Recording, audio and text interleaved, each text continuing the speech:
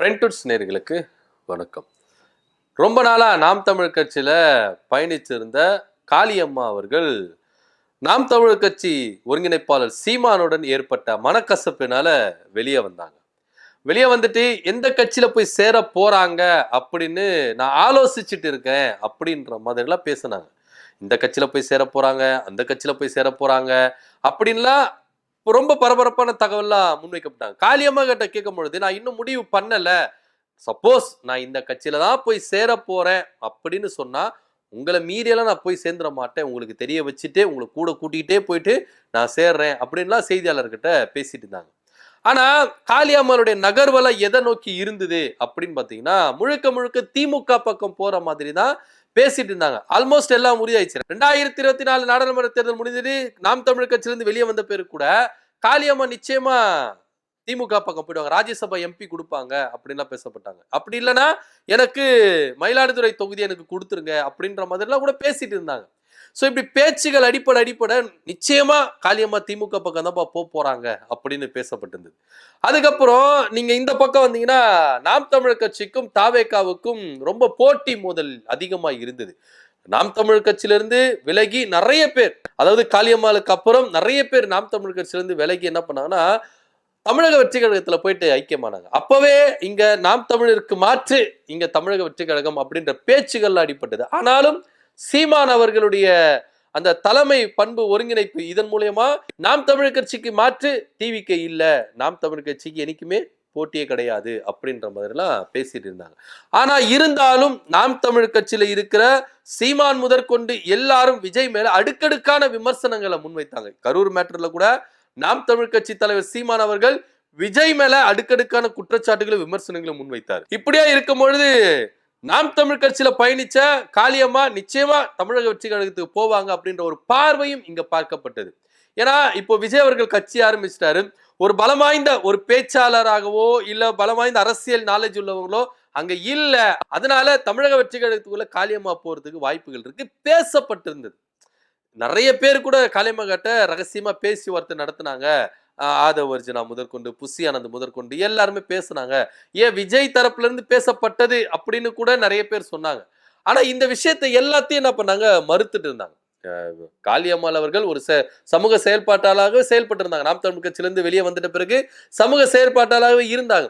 ஆனா இருந்த போதும் அவங்க ஒவ்வொரு விஷயத்திலையும் என்ன பண்ணாங்கன்னா முன்வந்து தன்னுடைய கருத்தை முன்வைக்கிறதுக்கு கொஞ்சம் யோசிச்சாங்களோ அப்படின்னு கூட சொல்ல முடியும். ஆளுங்கட்சிக்கு எதிராக நடந்த ஒரு சில குற்றச்சாட்டுகள் கூட அவங்க வந்து போல்டா வந்து நிக்கல அப்படின்னும் இங்க பேசப்பட்டது. இதுல இன்னொரு விஷயத்தை நம்ம உன்னிப்பா கவனிக்கணும். திமுக தாவேகா இந்த ரெண்டு கட்சியில தான் சேர போறாங்க அப்படின்னு எல்லாம் பேசப்பட்டது. இடையில கல்யாண சுந்தரம் மூலியமா அதிமுகவுக்கும் போறதுக்கு வாய்ப்பு இருக்கு. ஏன்னா நாம் தமிழ் கட்சியில முன்னாள் பயணித்திருந்த கல்யாண சுந்தரம் இப்போ அதிமுக இருக்காரு. சோ அவரு மூலியமாவும் இங்க என்ன பண்ணது பேச்சுவார்த்தை நடத்தப்பட்டது. இங்க நாம் தமிழ் கட்சியில முன்னாள் பயணித்த ராஜீவ்காந்தி இப்ப திமுக ஒரு முக்கிய பொறுப்புல இருக்கு. அவர் மூலியமாவும் காளியம்மாவை திமுக பக்கம் கூப்பிடலாம் அப்படின்னு பலதரப்பட்ட பேச்சுவார்த்தைகள் நடத்தப்பட்டது.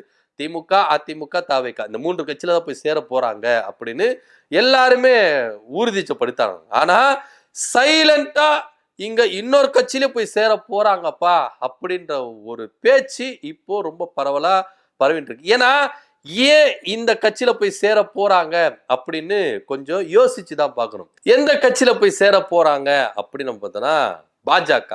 ஏன் பாஜக போய் இவங்க சேரணும், பாஜகவுக்கும் இவங்களுக்கும் செட் ஆகாது அப்படின்னு தான் ஃபர்ஸ்ட் ஆரம்பத்துல இருந்தே பேசப்பட்டிருந்தது. ஆனா திடீர்னு நாம் தமிழ் கட்சியில இருக்க சீமான் அவர்கள் பாஜகவுக்கு கொஞ்சம் ஒத்து ஊதுறாரோ அப்படின்ற பேச்சுகளும் இங்க பரவப்பட்டது. அதுல இருந்த ஒரு விஷயத்தினாலதான் முரண்பாடாலதான் காளியம்மாள் அவர்கள் நாம் தமிழ் கட்சியில இருந்து வெளியேறாங்க. ஏன்னா சீமானுடைய ட்ராக் மாறுது, தமிழ் தேசியத்திலிருந்து பாசிசத்துக்கு மாறுது அப்படின்ற ஒரு பேச்சுனாலதான் காளியம்மாள் இல்ல நிறைய நாம் தமிழ் கட்சியில் இருக்கிற தம்பிகள் நிறைய பேர் என்ன பண்ணாங்கன்னா வெளியேறினாங்க. சோ இப்படியா சீமானவர்கள் பாஜகவுக்கு கொஞ்சம் ஆதரவா போறாரு அப்படின்ற ஒரே ஒரு காரணத்துக்காக தான் நாம் தமிழ் கட்சியில இருந்து காளியம்மாள் வெளியேறாங்க.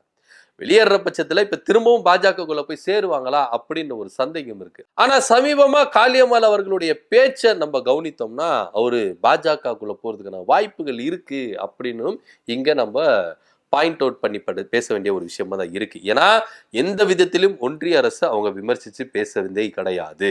நமக்கு தமிழ்நாடு நிதி கொடுக்கறதா இருக்கட்டும், பல விஷயங்கள் நம்மளை வஞ்சிக்குது, ஒன்றிய அரசு வஞ்சிக்குது. ஸோ இப்படிப்பட்ட விஷயங்கள்ல ஒன்றிய பாஜக அரசு நமக்கு துரோகம் இழைக்குது, வஞ்சகம் பண்ணுது. இந்த விஷயங்களை ஒரு விஷயத்த கூட அவங்க எதிர்த்து போல்டா கேள்வி கேட்கல ஒன்றிய பாஜக அரச. ஸோ இதனால பாஜகக்குள்ள அவங்க போறதுக்கான வாய்ப்புகள் அதிகமா இருக்கு அப்படின்னு தான் இங்க பேசப்பட்டிருந்தது. என்னதான் திமுக, அதிமுக, தாவேகா இந்த கட்சிகளை போய் சேர போறாங்க அப்படின்னு நம்ம பேசின்னு இருந்தாலும் இல்ல, பாஜக கூட தான் போய் சேர போறாங்க அப்படின்ற ஒரு புது வகையான தகவல் இங்கே இப்போ அரசியல் வட்டாரத்துல பரவிட்டு. இது குறித்து பாஜக மாநில தலைவர் நயினார் நாகேந்திரன் கிட்ட கேட்டோம்னா அவரு திட்டவட்டமா சொல்றாரு, அப்படி ஒன்னும் சம்பவம் தெரியலங்க, அது என் தலைமையில கலந்துக்கிறான் எனக்கே தெரியல, இப்ப நீங்க சொல்லிதான் தெரியுது, அப்படி ஒன்னும் சம்பவம் நடக்கவே இல்லை அப்படின்னு அவரு கை விரித்து பேசுறாரு. ஆனா இருந்தாலும் இத சைலண்டா நடத்தி முடிக்கிறதுல பாஜக ரொம்பவே கை தேர்ந்தவர்கள். எந்த ஒரு விஷயத்தையும் ஓப்பனா படார்னு உடைக்க மாட்டாங்க. நீங்க ஒரு விஷயம் அரசல் புரசலா பரவி வந்தாலும் அந்த விஷயத்தை நீங்க அவங்க கிட்ட உறுதிப்படுத்தி கேட்டாலும் அதை அங்க மறுத்துட்டு தான் போவாங்க. ஆனா பின்னாடி சைலண்டா என்ன பண்ணுவாங்க, வேலைக்கு. உதாரணத்துக்கு அதிமுக பாஜக கூட்டணி உருவாகுமா, வரப்போறாரா, சந்திக்க போறீங்களா அப்படின்னு கேட்கப்பட்டது. எல்லாரும் என்ன பண்ணாங்க, மறுத்தாங்க. இல்லங்க அப்படிலாம். ஆனா சைலண்டா என்ன பண்ணாங்க, கூட்டணி வச்சாங்க. பாஜக மாநில தலைவரா நயினார் நாகேந்திரன் தான் வரப்போறாரா அப்படின்லாம் கேள்வி எப்படியோ சுத்தி விட்டாங்க விஷயங்களை. திடீர்னு ஒரு பைலாவை கொண்டு வருது, அதுக்கப்புறம் இது நயினார் நாகேந்திரனுக்கு செட் ஆகாது அப்படிலாம் பேச. ஆனா திடீர்னு என்ன பண்ண, லாஸ்ட் மினிட்ல போய் நாமினேஷன் பண்ணாரு நயினார் நாகேந்திரன். அப்புறம் அவர் தான் பாஜக மாநில தலைவர். ஸோ இந்த விஷயங்கள்லாம் பாஜக ரொம்ப சூப்பரா நம்மளை குழப்பி விட்டு வேலையை பார்ப்பாங்க. அந்த வேலையெல்லாம் சூப்பரா பாஜக செய்வாங்க. ஸோ இப்போ காளியம்மாள் விஷயத்திலும் பாஜகல அவங்க போய் சேர்றதுக்கான வாய்ப்புகள் அதிகமா இருக்கு அப்படின்னு தான் இப்ப பேசப்பட்டிருந்தது. ஏன்னா திமுகவிலும் போய் சேர்ந்தா நம்ம 10ஓட 11 தான் இருப்போம். அதிமுக அது சான்ஸே கிடையாது. அதுல போனா நம்ம எழுந்து வரவே மாட்டோம். தமிழக வெற்றி கழகம் இந்த கரூர் சம்பவத்துக்கு பிறகு அவங்களுக்கு ஏகப்பட்ட விமர்சனங்கள், ஏகப்பட்ட குற்றச்சாட்டுகள். அதுல போய் நம்ம மாட்டிக்க வேண்டாம். அப்போ தேசிய கட்சியில போய் சேர்ந்துடலாம். தேசிய கட்சியில காங்கிரஸ்ல போய் சேர்ந்து, ஏன்னா கோஷ்டி மோசல் அதிகமா இருக்கு, அங்க போய் சேர்றதை விட பாஜக போய் சேர்ந்தா நம்மளுக்கு கொஞ்சம் மவுசா இருக்கும் அப்படின்னு சொல்லிட்டு தான் இப்போ பாஜக தரப்பில் இருக்கிற ஒரு சிலர் காளியம்மாள் கிட்ட பேச்சுவார்த்தைகள் நடத்த இருக்கிறதா தகவல் வந்துருக்கு. காளியம்மாள் அவர்களும் இங்க போய் ஐக்கியமாகலாம் அப்படின்ற ஒரு தகவல் இருந்தா, ஆனா இருந்தாலும் காளியம்மாள் அவர்களுடைய தரப்புல இருந்து இன்னும் அதிகாரப்பூர்வமான தகவல் வரல. ஆனா இருந்தாலும் பாஜக அவர் போய் சேர மாட்டாங்க அப்படின்றதான் இங்க நம்ம பதிய வேண்டிய ஒரு விஷயமா இருக்கு. ஏன்னா ஏற்கனவே நாம் தமிழ் கட்சியில இருக்கும்போது சீமான் அவர்களுடைய டிராக்கு பாஜக பக்கம் போகுது அப்படின்னு தான் தன்னுடைய அதிருப்தியில அவங்க என்ன பண்ணாங்க. அது இல்லாம காளியம்மாளுடைய வளர்ச்சி சீமான் அவர்களால் பொறுக்க முடியல. ஏன்னா தன்னை மீறி வந்துருவாங்களா காளியம்மாள் அப்படின்னு எல்லாம் சீமான் அவர்கள் யோசித்த ஒரு காலம் உண்டு. அதனால கூட அவங்களை அவாய்ட் பண்ணாங்க. சரி, இருந்தாலும் இவங்க வெளியே வந்துட்டாங்க. ஆனா திரும்பவும் பாஜக கூட போக மாட்டாங்க. ஏன்னா பாஜக தமிழ்நாட்டுக்கும் அவுட் ஆஃப் கண்ட்ரோல் அப்படின்னும் பொழுது இங்க பாஜக கூட அவங்க போக மாட்டாங்க அப்படின்ற ஒரு விஷயமும் இங்க பதிய வேண்டிய ஒரு விஷயமா தான் இருக்கு.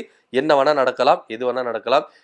ஏன்னா அரசியல் நிரந்தர எதிரியும் கிடையாது, நண்பனும் கிடையாது. பொறுத்திருந்து பார்க்கலாம் என்ன நடக்குது அப்படின்ட்டு. பாஜக கட்சியில காளியம்மாள் அவர்கள் ஐக்கியமாக போறாங்க அப்படின்ற ஒரு தகவல் பரவிட்டு இருக்கு. இதை பத்தி கருத்து அப்படி கீழே கமெண்ட் பண்ணுங்க. நன்றி, வணக்கம்.